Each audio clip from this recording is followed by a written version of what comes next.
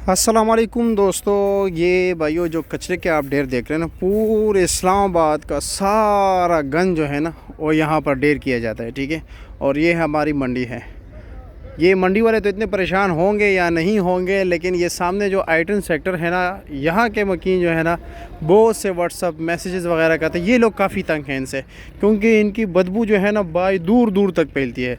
मंडी में कुछ अपना ही कचरा, वैसे अपनी बदबू भी है, और साथ जो है ना बचा कच्चा कसर जो है ना इन चीज़ों ने पूरी कर दी है। ये देख रहे हैं यहाँ पर काफ़ी बदबू है जी।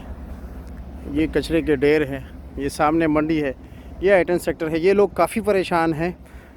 वैसे सीढ़ियों को चाहिए कि इनके लिए शहर से बाहर जो है ना महफूज जगह हो, वहाँ पर ये जो है ना कचरा फेंके।